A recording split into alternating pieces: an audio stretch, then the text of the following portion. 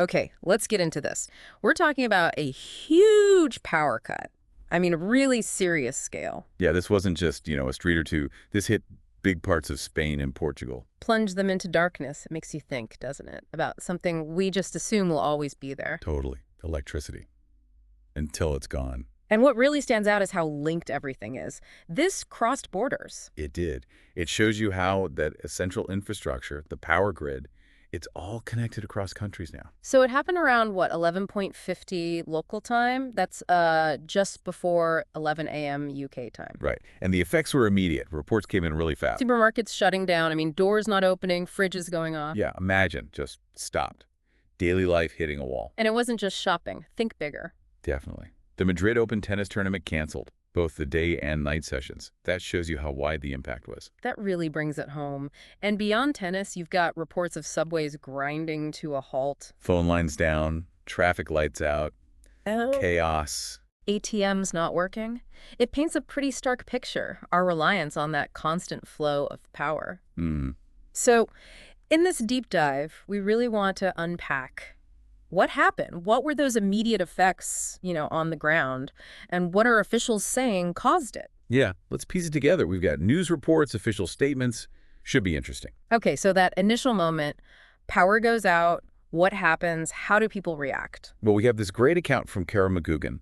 She was in Carcavelos, a suburb near Lisbon, gives us a real snapshot. Oh, right. What did she see? She described this like sudden rush on the local grocery stores, people trying to get essentials. Makes sense. But supermarkets themselves were closing. Yeah, because everything stopped working. Doors, tills, the works, they couldn't operate. And the local shops? The one she went to switched to cash only.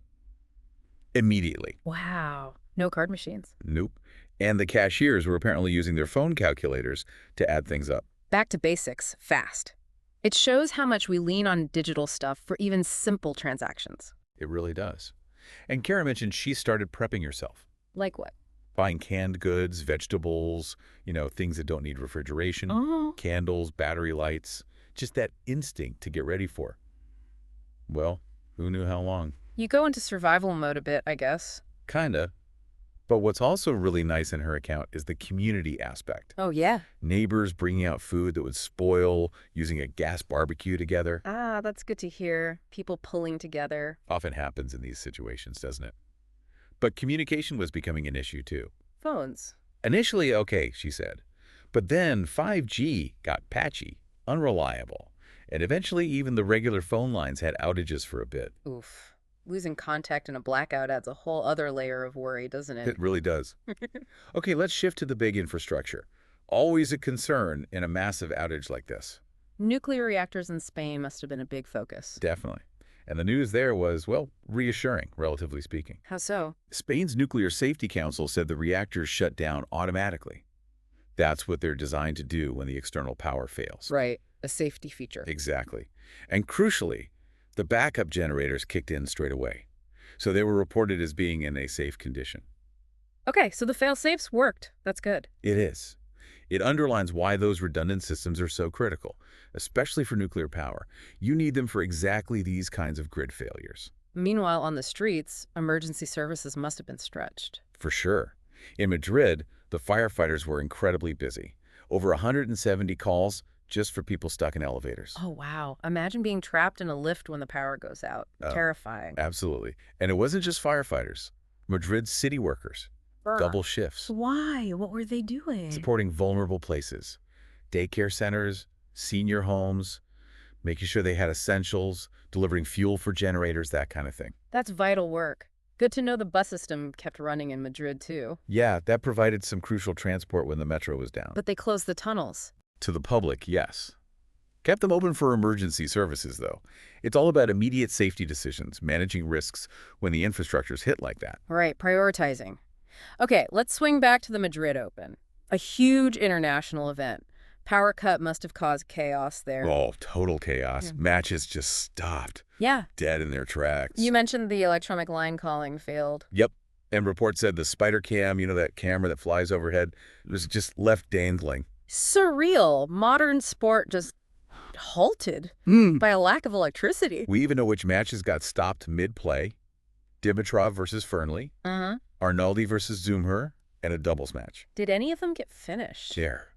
Interestingly, yes. The Arnaldi Dumper match apparently restarted later, using manual line calling. No way, old school. Quite the contrast, right? And the doubles match finished too. Some players even managed to practice a bit later on. Shows the uncertainty of people trying to adapt. And I heard about Coco Gauff's experience. Yeah, she shared quite a bit. Showering in the dark, no water running. Had to use baby wipes and perfume, she said. It makes it very real, very human, doesn't it? Beyond the big headlines. Definitely. And she posted on Instagram. A photo, yeah. Just her in a dark locker room with an emergency light. Really captured the mood. And she said something about realizing our dependency on electricity. She did, called the perspective shift insane. How much we rely on it without even thinking.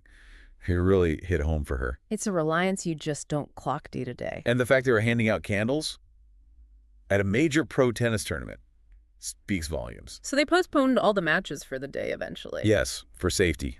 Had to be done, really. And other players, we heard about Iga Swiatek in a dark lounge. Yeah, and Mira Andreeva had apparently just finished her match when the lights went out.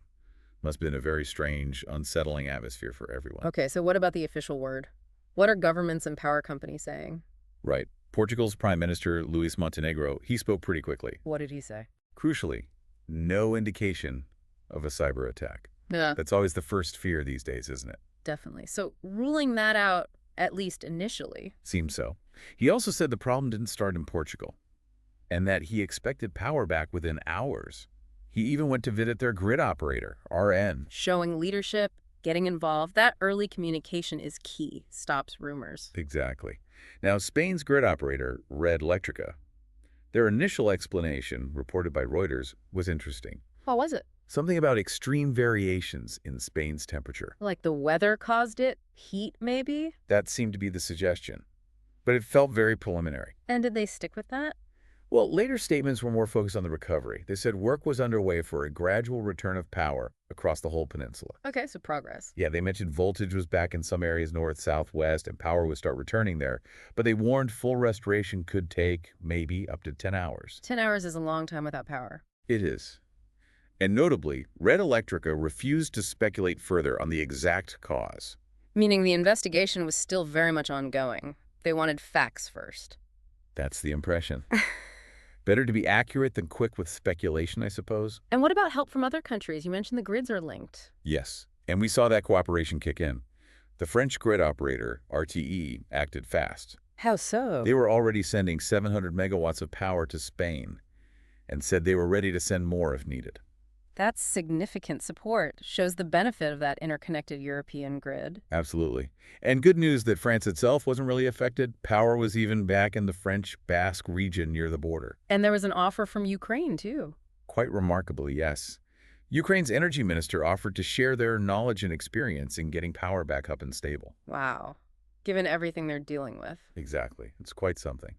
Shows real solidarity in the energy world, I think. Okay, so let's wrap this up. We've had a major power cut across Spain and Portugal. Still unexplained, really. Right. Widespread disruption. Yeah. Affecting everything from grabbing groceries to, major international sports. Officials in Portugal are saying no indication it was a cyber attack. Correct.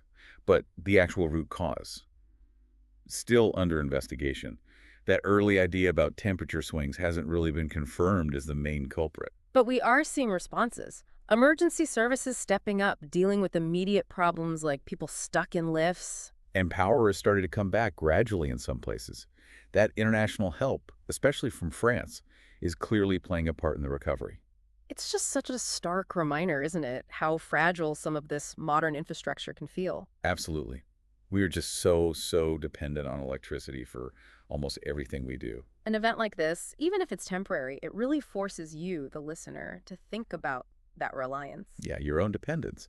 And maybe even how prepared you are for those moments when, the lights suddenly go out. What would you do? Makes you think.